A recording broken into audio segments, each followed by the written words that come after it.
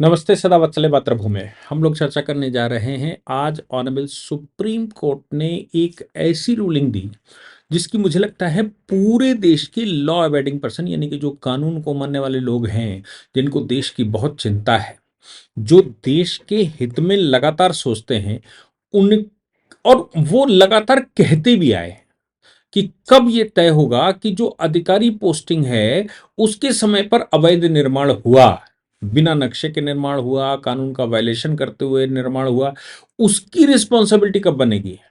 क्या वो कभी रिस्पॉन्सिबल होगा कि नहीं होगा? क्योंकि गरीब ने घर बनाया, उसको मालूम नहीं था, वो घर बना रहा था, अधिकारियों ने कुछ 10-20 हजार रुपए लेके स्लेब पड़ने दी और स्लेब पड़ती चली गई, कच्ची कॉलोनियां बसती चली गई, अनथराइज कॉलोनियां बसती चली गई, या फिर इलीगल कंस्ट्रक्शन होता चला गया, बिना नक्शे का कंस्ट्रक्शन होता चला गया। तब म्युनिसिपैलिटी के अधिकारियों ने या जो परिषद वहां पर रिस्पॉन्सिबल बॉडी थी, उसने उस समय पैसे लिए और पैसे लेके बनने दिया और पैसे लेकर उसका पोस्टिंग ट्रांसफर हो गई, वो चला गया। उसके बाद दूसरा अधिकारी आया और दूसरे ने पूछा कि भाई ये तुमने कैसे बना लिया? वो कह रहा पहले वाले को, बोले पहले वाला तो टीटी चला गया, अब मेरे से क्या मतलब, गाड़ी आगे बढ़ गई, अब तो अब की बात करो। हर वक्त वो वसूली चलती है और अधिकारी आता है, वसूली लेकर चला जाता है। मैं लगातार कहता आया हूं, ये जो अधिकारी वर्ग है ये कहीं विदेश से नहीं आया, ये कोई अंग्रेजी सत्ता का अधिकारी नहीं, ये हमारा आपका भाई है, हमारी आपकी बहन है, हमारा आपका चाचा, ताया, भतीजा, लड़का, कोई भी हमारा ही है। और हम उसको अच्छे संस्कार नहीं दे पाए थे, इसलिए वो इन पोस्टों पर बैठकर करप्शन करता है और वो करप्शन के लिए हम दोषी सरकार को ठहराते हैं, जबकि बेटा हमारा बैठा होता है। इसलिए ये आप सबकी जिम्मेदारी बनती है कि आपका बच्चा जिस समय नौकरी करने जाए, उससे पहले उसको इतना हिप्नोटाइज कर दीजिए कि वो ईमानदारी के रास्ते पर चले। सरकार भी अगर उससे कहे कि बेईमानी करनी है, तो वो उसका भी विरोध उस फिल्म हीरो की तरह कर दे जो हमारी फिल्मों में दिखाया जाता है किसी ईमानदार अधिकारी का। लेकिन हमें लगता है कि हमारा बच्चा कलेक्टर हो गया है, हमारा बच्चा डीआईजी हो गया है, हमारा बच्चा आईपीएस हो गया है, अब खूब धन पैदा करेगा, खूब हमें भी सुखी से रखेगा और खुद भी सुखी से रहेगा, खूब घर बनाएगा, खूब बिल्डिंगें बनाएगा, खूब अपनी संपत्ति बनाएगा। ऐसी सोच रखने वाले लोगों की को ये कहने का अधिकार नहीं है कि सरकार करप्ट है, क्योंकि आपने अपने बच्चे को करप्ट बनाया था और करप्शन के लिए ये यहां भेजा था। ये बात आई आवास विकास मेरठ की। मेरठ आवास विकास में कोई मकान, कोई कंस्ट्रक्शन हो रहा होगा, उस हुआ होगा और उस कंस्ट्रक्शन में कुछ दुकानें भी होंगी, बन गई। जिसने बनाई उसने बेच ली, बेचकर खरीदने वाला उसमें पहुंच गया, आवास विकास की वसूली शायद नहीं हो पाई होगी, इसलिए आवास विकास वहां बुलडोजर लेकर पहुंच गया। तोड़ना है साहब, इलीगल कंस्ट्रक्शन है, बिना पूछे बना लिया, बिना नक्शे के बना लिया, आपने गलत कर लिया। अब जो परचेजर है यानी कि सब्सिक्वेंट परचेजर है, उसका क्या फॉल्ट है? उसने तो बना बनाया देखा कि 20 साल से बिल्डिंग बनी हुई है, उसने पैसे दिए और खरीद लिया। अब वो ये अधिकारी कह रहे हैं कि या तो मतलब हम इसको तोड़ देंगे क्योंकि आपने इलीगल बनाया है। वो व्यक्ति कोर्ट जाता है, हाई कोर्ट जाता है। हाई कोर्ट पहुंचने के बाद हाई कोर्ट इस विषय पर एक कठोर रूलिंग, मतलब रूलिंग नहीं, कठोर रूलिंग पास करता है। हाई कोर्ट कहता है district magistrate, senior superintendent of police, इनकी जिम्मेदारी होगी कि जिस समय ये डेमोलिशन हो उस समय वहां पर खड़े हों। दूसरी बात उन्होंने कहा कि जिन अधिकारियों के समय पर, बड़े ध्यान से सुनिएगा, जिन अधिकारियों के समय पर ये अवैध कंस्ट्रक्शन हुआ था, यानी कि criminal proceeding should be launched against the responsible respondent number 4 and 5 as well as against the officers who were in charge of the office of Awas because at the relevant time, including chief engineer and executive engineer, when these construction had come place। जो अधिकारी, चाहे वो chief engineer हो, चाहे executive engineer हो, चाहे in charge हो, चाहे वो कोई भी हो, जिसके जिसके जिसके पास भी वो अवैध कंस्ट्रक्शन रोकने का अधिकार था, उन सभी के खिलाफ क्रिमिनल प्रोसीडिंग फाइल की जाए, क्योंकि उनके रहते हुए कंस्ट्रक्शन हो कैसे गया। और हमारा इश्यू क्या रहता है? हमारा सबका इश्यू ये रहता है कि जिस समय अवैध निर्माण हो रहा था उस समय अधिकारी क्या सो रहे थे?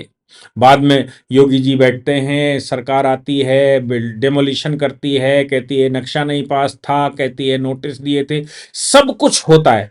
लेकिन जिस समय वो बन रहा था उस समय के अधिकारी रिस्पॉन्सिबल नहीं होंगे क्या? उनके समय पर बन कैसे गया? उन्होंने पर स्लिप पैसे लिए होंगे, उन्होंने पर बनते समय कुछ खा पी के बैलेंसिंग की होगी।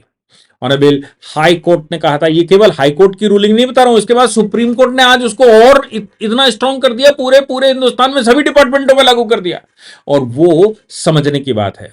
उन्होंने कहा कि criminal proceeding should be launched against, वो आगे कहा चीफ सेक्रेटरी उत्तर प्रदेश वो इंश्योर करें कि इन सबके खिलाफ डिपार्टमेंटल इंक्वायरी शुरू की जाए। ये जिम्मेदारी है चीफ सेक्रेटरी की कि इन अधिकारियों के जिसके समय पर ये बिल्डिंग का कंस्ट्रक्शन हुआ, जिन्होंने उस पर नो ड्यूज बनाया था, जिन्होंने उनको पोजीशन दिया था, जिनके समय पर वो दुकान चालू हुई, जिसके समय पर अनथराइज कंस्ट्रक्शन हुआ, और केवल ये नहीं, बिना किसी डिस्क्रिमिनेशन के, बिना किसी भेदभाव के इस तरह के सारे स्ट्रक्चर तोड़े जाएं, इस तरह की सारी बिल्डिंगें तोड़कर बराबर कर दी जाएं। अब मैं कोर्ट, हाई कोर्ट ने कहा मैं तुमको आदेश देता हूं कि चीफ सेक्रेटरी साहब जाइए और इनको बंद करिए। डिस्ट्रिक्ट अथॉरिटी मेरठ रिस्पॉन्सिबल होगी आवास विकास के मामले में, उनको भी कवर करिए। साथ में उन्होंने कहा कि make it clear that all authorised construction has to be dealt with in same manner, और जितने अनअथराइज्ड कंस्ट्रक्शन वहां पर हैं उन सब को खत्म कर दिए। ये रूलिंग आई ऑनरेबल हाई कोर्ट की उसके खिलाफ, मतलब आवास विकास मेरठ के खिलाफ। अब आगे समझिए, आगे की बात यह है, केस का नाम भी चाहें तो नोट कर लीजिए, राजेंद्र कुमार बरजात्या वर्सेस आवास एवं विकास परिषद। और इसका साइटेशन न्यूट्रल साइटेशन है, बड़ा केस है, neutral citation honourable supreme court ने बनाया 2024 INSC 990, 2024 INSC 990। अब ये मामला जो है, इसमें सुप्रीम कोर्ट ने आज 12 सूत्री फॉर्मूला बनाया, 12 पॉइंट उसमें लिखे, और 12 पॉइंटों में उन्होंने सुप्रीम कोर्ट ने कहा कि प्लानिंग जो भी परमिशन देता है, पहले उसकी जिसने अंडरटेकिंग दी है, जिसने परमिशन दी है, उस बिल्डर को या एप्लीकेंट को या कोई और को जिसके पोजीशन में और पोजीशन ट्रांसफर किया गया है, ये नहीं दिया जाएगा। अथॉरिटी कंसर्न रिस्पॉन्सिबल होगी। जिसने वो सर्टिफिकेट दिया है, जिसके समय पर कंस्ट्रक्शन हुआ, जिसके समय पर सब चल रहा, वो भी, और जिसने सर्टिफिकेट दिया कि हाँ भाई ये कंप्लीट है, उसको। इसके अतिरिक्त उन्होंने सुप्रीम कोर्ट ने कहा कि एक बात ध्यान रखिएगा, किसी प्रकार का कोई बिजनेस लोन इन प्रॉपर्टियों पर नहीं होना चाहिए, किसी प्रकार का, जब तक कागज कंप्लीट ना हो जाए। अगर कागज कंप्लीट नहीं है, अगर सर्टिफिकेट उसका पोजीशन का नहीं है, रहने का या दुकान का सर्टिफिकेट नहीं है, तो ना ही बिजनेस लोन दिया जाएगा, ना ही कोई और लोन दिया जाएगा। अगर आप लोन देते हैं तो आपकी जिम्मेदारी बनती है, यानी कि जो बैंक है लोन देते समय भी इन बिल्डिंगों पर चेक कर ले कि बाकायदा प्लानिंग कमीशन के अनुसार वहाँ जो भी प्लानिंग करने वाली जो भी अथॉरिटी है, उस अथॉरिटी का कंस्ट्रक्शन सर्टिफिकेट है, पोजीशन सर्टिफिकेट है उसके पास कि नहीं है। साथ में उन्होंने कहा कि पर्सनल इंस्पेक्शन इनका करना चाहिए। इन बिल्डिंगों का पर्सनल इंस्पेक्शन करने के बाद बिल्डिंग प्लानिंग परमिशन के अनुसार देखना चाहिए कि ये बनी कि नहीं बनी। ऑफिस में बैठकर पैसा लेकर कागज दस्तखत किए और हो गया, ऐसा अब नहीं चलेगा सुप्रीम कोर्ट के अनुसार। ऑल नेसेसरी सर्विसेज कनेक्शन, चाहे वो इलेक्ट्रिसिटी का हो, चाहे वाटर सप्लाई का हो, चाहे सीवेज का हो, चाहे वो किसी और बोर्ड का हो, वो तब तक नहीं लगेंगे जब तक ऑक्यूपेशन का सर्टिफिकेट नहीं आ जाएगा। यानी कि आप अब इसमें रह सकते हैं, ऐसा सर्टिफिकेट अथॉरिटी अलॉट आपको देगी। अगर वो नहीं है तो बिजली का कनेक्शन भी नहीं होना, पानी का कनेक्शन भी नहीं होना, और उसके अंदर कोई और काम भी सीवर सहित नहीं होना। फिर उन्होंने कहा अगर धोखे से इशू भी हो गया है सर्टिफिकेट, तो बाद में कंसर्न अथॉरिटी की ज़िम्मेदारी बनती है कि इमीडिएटली उस पर स्टेप लें और उसको सही करें, यानी कि पहले जो हो चुका है उसमें भी। फिर उन्होंने कहा कि कोई भी लाइसेंस, कोई भी परमिशन बिजनेस ट्रेड पर्पस के लिए नहीं दी जाएगी, लोकल बॉडी क्यों ना बैठी हो, स्टेट यूनियन टेरिटरी क्यों ना हो, अनऑथराइज्ड बिल्डिंग के लिए कोई सर्टिफिकेट जारी नहीं किया जाएगा। जो सर्टिफिकेट जारी करेगा वो फंसेगा।